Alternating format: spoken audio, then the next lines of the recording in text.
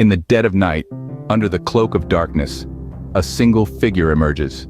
He's more than a shadow, more than a man. He's a mastermind, a puppeteer pulling the strings of the underworld. His name? We'll call him John. This is the story of a man who chose a life of crime, not out of necessity but out of ambition. John was born into a world of privilege. A silver spoon in his mouth, the world at his feet, you might say. But the gleam of silver wasn't enough for John. He yearned for the thrill, the adrenaline, the power that came from bending the law to his will. At the tender age of 17, John was introduced to the underworld. A friend of his father, a man known only as the Baron, gave John his first taste of the illicit. It was a simple act, a stolen car, but it marked the beginning of John's journey into the depths of illegality.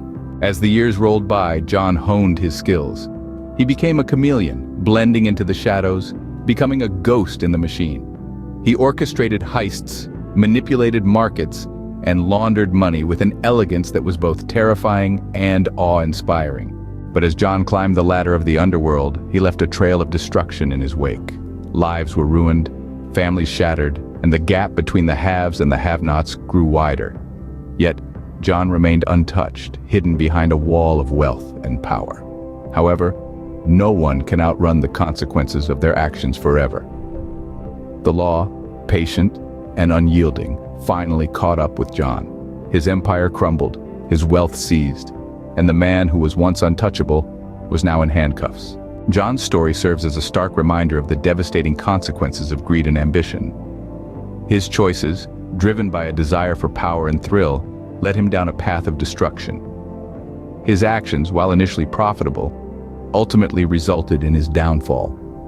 The consequences of his actions were far-reaching, affecting not only his life but the lives of those around him. In the end, John's story is a cautionary tale.